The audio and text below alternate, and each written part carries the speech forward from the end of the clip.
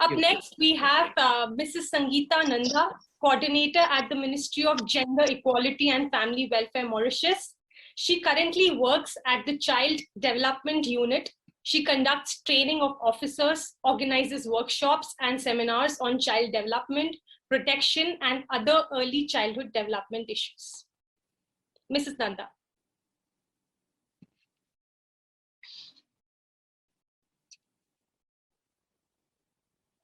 Please unmute.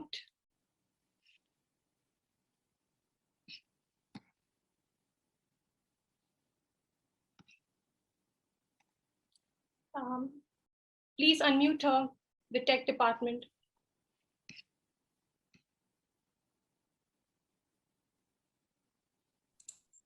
Okay, yes. Can you hear me? Yes, definitely. Yes. So thank you, ma'am. Good afternoon to everyone. Here in Mauritius, we are currently in our second confinement.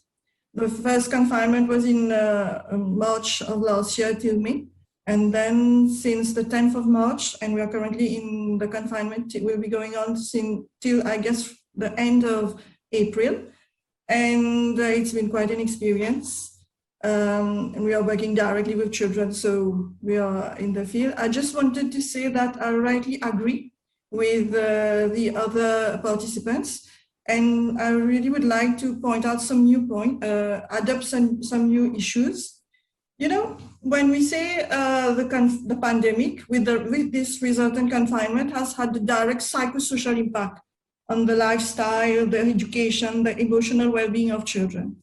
And we've seen that children tend to become more vulnerable, especially when we say vulnerable children, we think about those children whose parents have contracted the disease and who have had to go to quarantine themselves. In Mauritius, we have a quarantine for 14 days.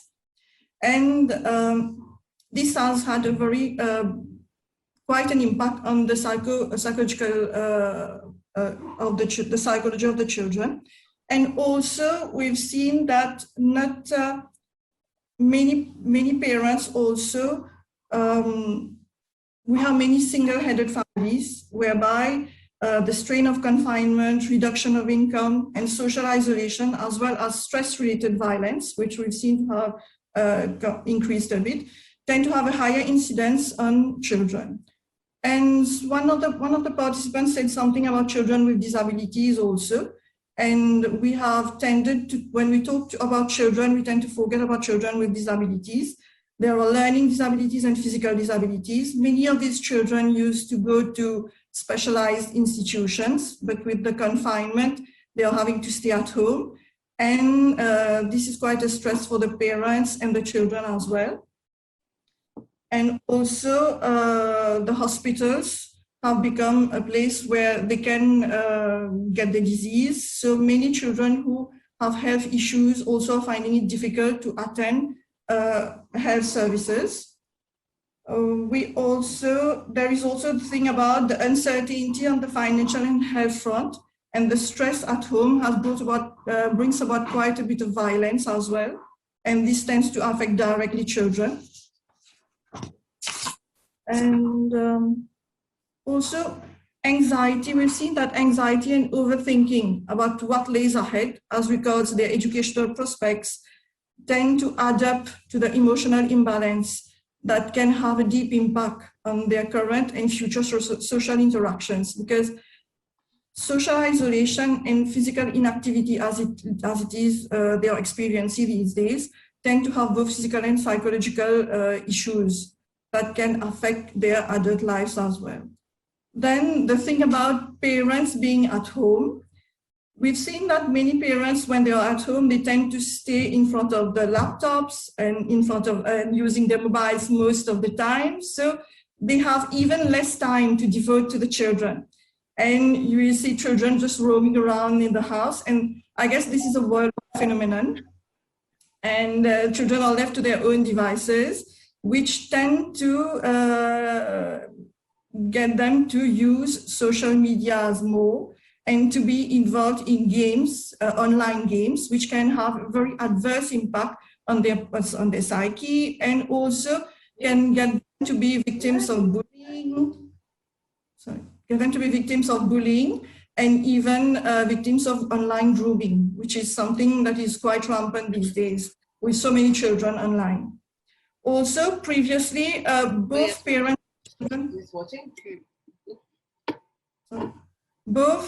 children and parents had their own activities and had quality time together in the morning or in the evening or during the weekends.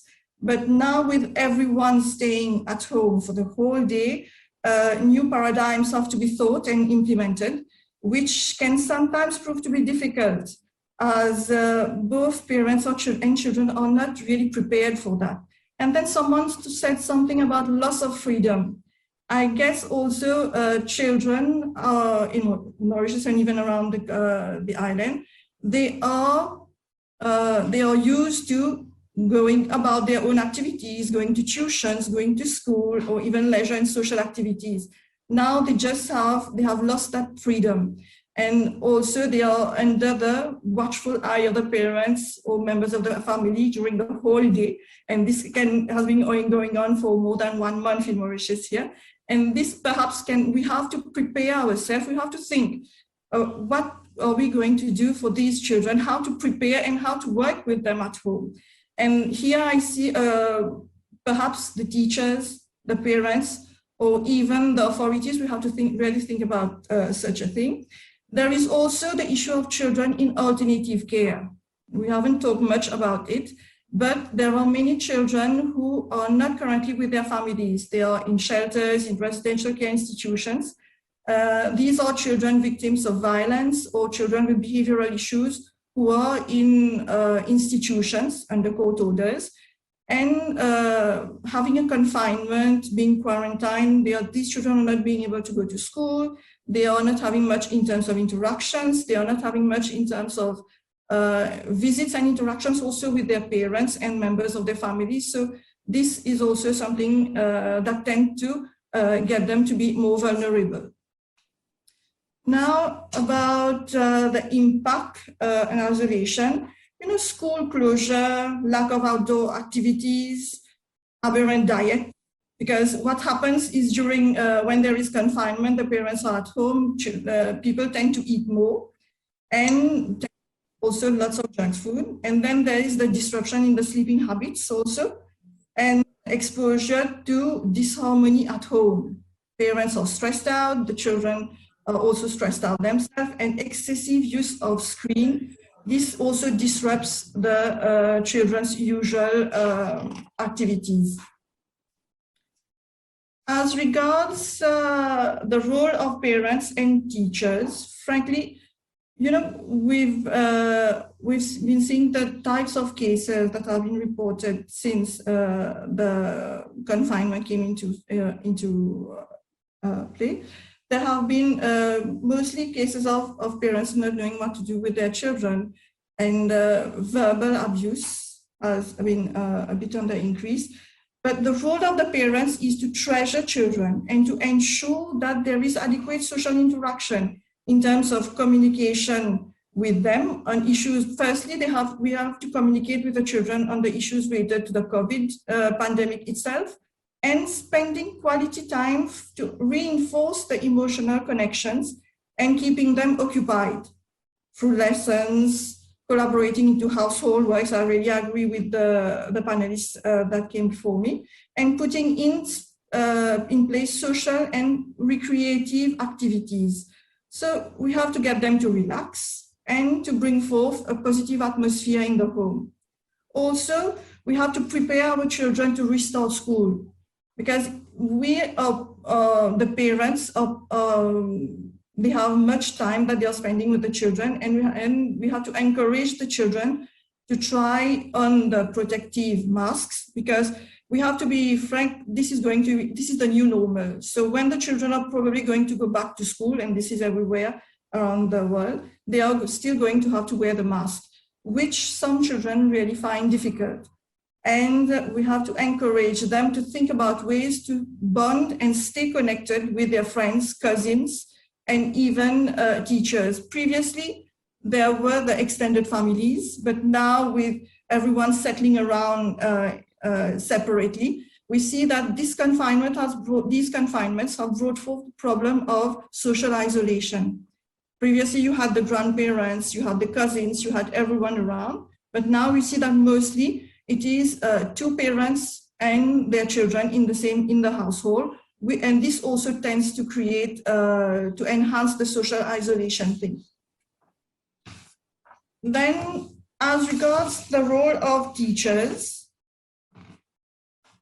currently this is going on a bit around everywhere. We are having online classes.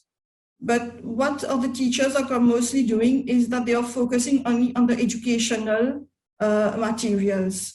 What could be done is to try to promote a positive teacher-student relationship, and whereby they check on their students from time to time to see if everything is okay, if the children are having access to everything, if they are needing anything, and then they can perhaps get the collaboration of concerned authorities to see what can be done to help out the children. Also, teachers could go about bringing on strategies to organize the work of the children, to help them plan their schedule and to stay in focus. There is also the thing about encouraging children to read. Currently, we see that most of the children on social media exchanging small notes. And what really happens is you see that when children are doing their comprehension or writing things, they tend to do so on an SMS small message thing. And what these sending small messages is doing is that it is restricting their vocabulary also. So this might be the time for teachers to encourage children to read and to write also properly, and also to keep abreast with the developments of the pandemic. Also helping children to be helpers, helping their siblings, helping their parents, helping the grandparents if they live together. And all this, what we're saying, will in a certain extent mitigate the incidence of social isolation. Instead of passing all their time with their mobiles or their laptops in looking at things on the net, they can be doing something with their hands, encouraging children to do things with their hands. I think that's one of the things that teachers, parents, and all the authorities should really think about how we are going to encourage them doing that.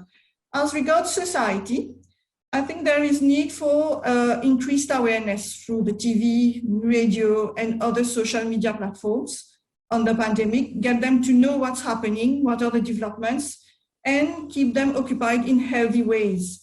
Also, social interactions. I guess we should encourage social interactions through radio programs, get children to participate in small competitions and all, to encourage them to do things and to meet and interact with other people, even online.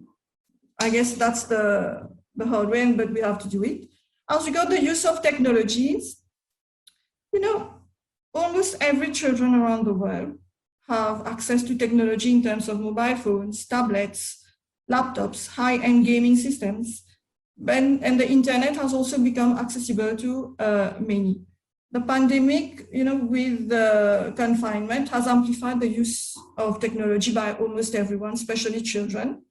And they have access to many forms of technologies, which to a certain impact is lessening the social isolation associated with the lockdown. But we also have to be very careful. As I've said, there is the incidence of bullying, child grooming, which we have to be very careful about, and this can happen even between countries, not even in the same country. And technology, on the positive side, it helps them to communicate with their friends, relatives, and to continue their educational courses, that is, interacting with the classmates, even if they are not meeting for longer periods. Okay, and about how we can prepare for the future. Last year we were really taken aback with this unprecedented situation, but we have learned our lessons the hard way. And we have prepared ourselves in terms of institutions. So even for this year, as regards child protection and other issues relating to children, when we had the second confinement, we were ready and we were able to maintain and adapt our services so that we could provide emergency intervention for any cases of children. And we must also prepare the public, I guess, to take on their responsibilities and be consistent in maintaining a healthy and hygienic habit through a well-prepared community approach. I think there is much work to be done at the level of the community to get people to take on their responsibility.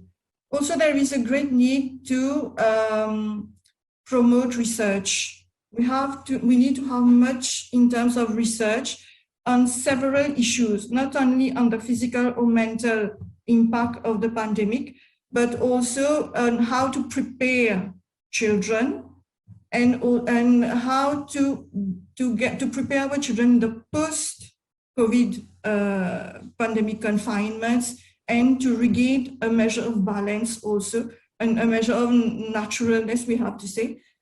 And also to prepare ourselves and prepare the children to better protect themselves, because we'll be sending our children to school. Last year we sent the children to school for quite a period, but we've had some, we had to prepare them. Even the putting on the mask, I guess we have to show them how to put on the mask and to stay with the mask for a whole day and how to go on with their work. You know, we have to also prepare ourselves, because we need to think that this has gone on for 2 years. We don't know for how many years or how much time this is going to go on also. And we have to prepare them so that they can grow up to be adults, healthy and responsible adults. And as I guess for me, that is all. Thank you.